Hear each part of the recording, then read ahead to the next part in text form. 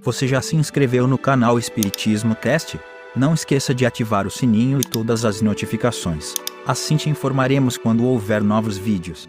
E ajude a manter este trabalho voluntário, clicando em Seja Membro.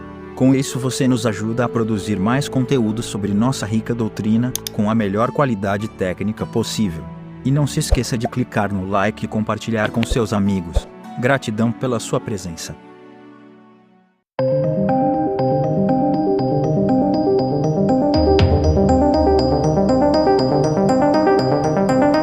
Olá, meus amigos, minhas amigas, como é que vocês estão? Sejam bem-vindos a mais um episódio, esse é o 17º, onde estudamos o livro Céu e Inferno ou a Justiça Divina segundo o Espiritismo. Nós estamos num capítulo falando sobre o capítulo 7, falando sobre as penas futuras segundo o Espiritismo, não é? E hoje nós vamos falar sobre princípios da doutrina espírita sobre as penas futuras. Então, como todo estudo, fica cada vez melhor. Vamos sem demora para a leitura de hoje. A doutrina espírita, no que respeita às penas futuras, não se baseia numa teoria preconcebida, não é um sistema substituindo outro sistema, em tudo ela se apoia nas observações, e são estas que lhe dão plena autoridade. Ninguém jamais imaginou que as almas, depois da morte, se encontrariam em tais ou quais condições, são elas, essas mesmas almas, partidas da terra, que nos vêm hoje iniciar nos mistérios de vida futura, descrever-nos sua situação feliz ou desgraçada, as impressões, a transformação pela morte do corpo, completando, em uma palavra, os ensinamentos do Cristo sobre este ponto. Então a gente começa aí, né, a falar sobre, e hoje vai ser bem rapidinho, já te adianto, que a doutrina espírita não é baseada em nenhuma outra doutrina ou religião, né? Não é baseada porque ela foi criada segundo uma necessidade que Kardec viu. Kardec, aqui o nosso querido Kardec. Oi. Ah, Foucault, que bonitinho. Sobre as tais mesas girantes que eram... E eu recomendo que você assista os episódios da série O que é o Espiritismo, que você vai entender, mas resumidamente...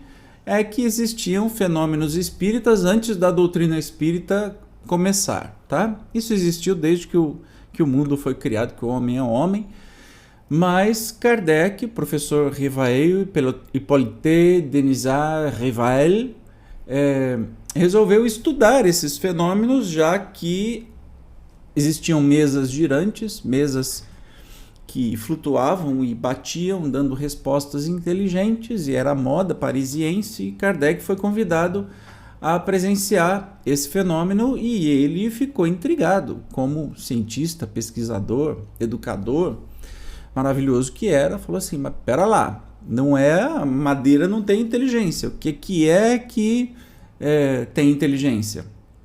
O que está por trás disso tudo? E aí que nasceu a doutrina espírita, que foi construída de acordo com os relatos dos próprios espíritos.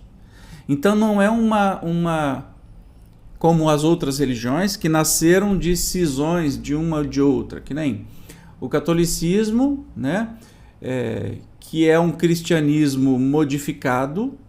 O cristianismo eram os cristãos que seguiam Jesus, mas numa certa época o Império Romano resolveu adotar o cristianismo como religião oficial e chamou isso de catolicismo,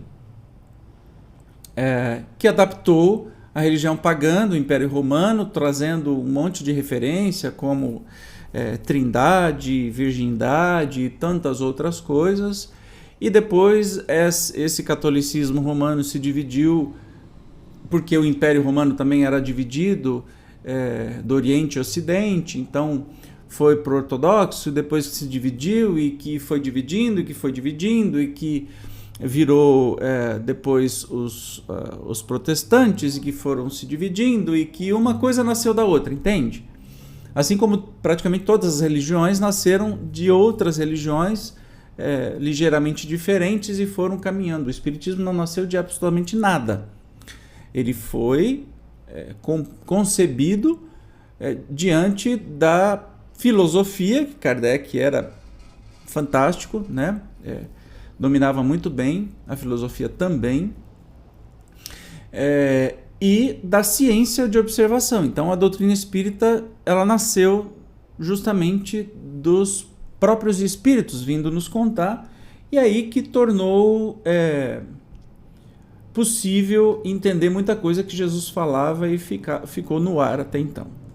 Preciso afirmar que se não trata neste caso das revelações de um só espírito, o qual poderia ver as coisas do seu ponto de vista, sob um só aspecto, ainda dominado por terrenos prejuízos. Tampouco se trata de uma revelação feita exclusivamente a um indivíduo que pudesse deixar-se levar pelas aparências, ou de uma visão estática suscetível de ilusões, e não passando muitas vezes de reflexo de uma imaginação exaltada. 41.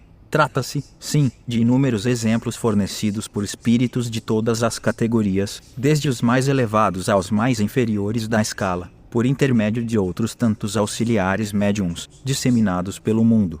De sorte que a revelação deixa de ser privilégio de alguém, pois todos podem prová-la, observando-a, sem obrigar-se à crença pela crença de outrem. Então, nós concluímos assim que o Espiritismo, ele não vem, primeiro, derivado de absolutamente nada, né? E sim de observação, e também o Espiritismo não são as ideias do Kardec que foram escritas e todos seguimos as ideias do Kardec, né? O professor Rivel, ele foi um codificador, um organizador, mas tudo que temos na doutrina espírita veio dos espíritos, e não de um médium ou dois médiums, e sim de uma infinidade de médiums e experiências, e pessoas, e doutrinadores, e pesquisadores do mundo inteiro. Então, por isso que a gente diz, né, a obra fundamental, o livro dos Espíritos, é porque é o livro dos Espíritos, senão chamaria o livro do Kardec, o livro do professor Rivaio, se trouxesse as suas ideias. E, no entanto, traz a revelação dos espíritos. São os espíritos que nos contam, por meio dos médiuns, como é que é a vida espiritual. E todo tipo de espírito, desde o mais infeliz e ignorante até o mais puro e feliz. Daí, eu fico um pouco preocupado, e hoje o nosso episódio ele só trata disso, né?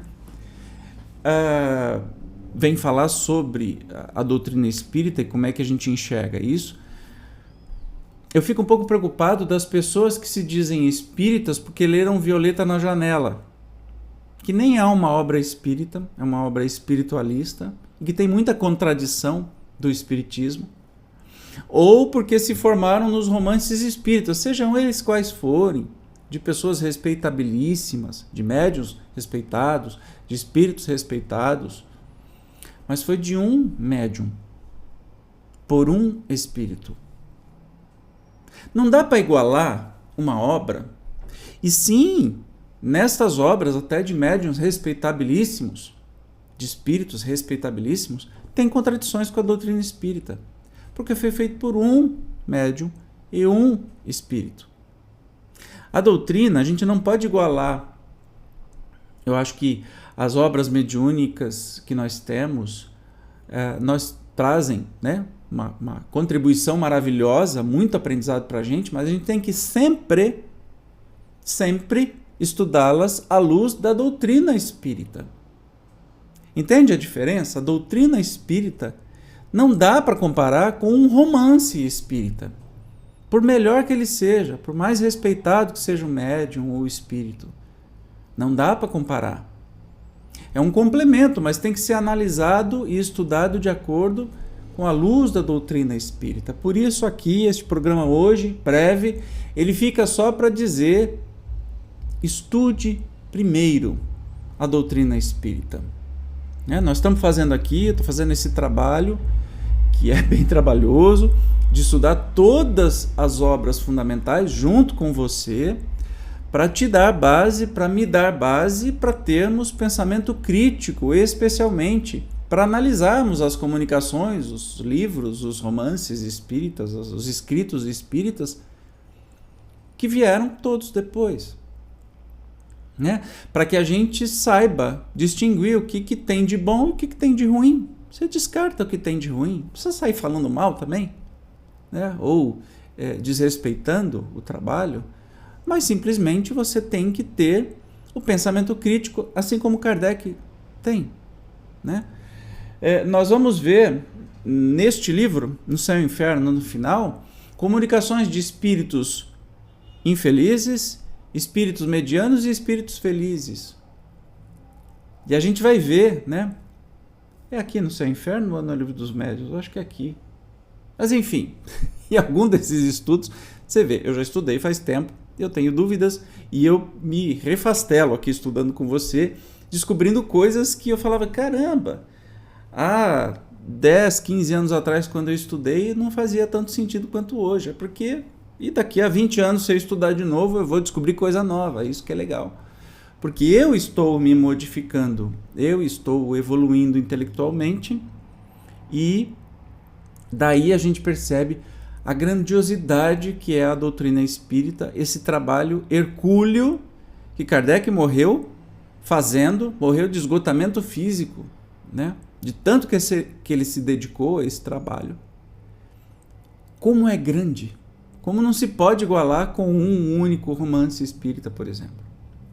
Então, hoje, é só para falar isso para você, da importância e da riqueza que é a doutrina espírita. Então, estude comigo, mas estude também individualmente, pegue aí os livros, estude a doutrina espírita antes de estudar as outras coisas que nós temos, que também são materiais riquíssimos, mas nós precisamos da base para ter a claridade, né? Para que a gente não engula qualquer coisa que publicarem por aí.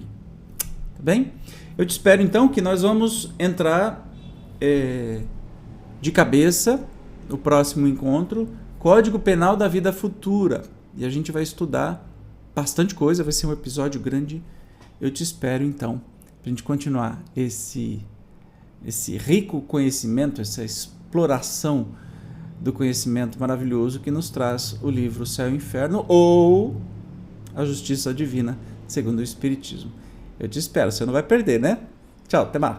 Até lá.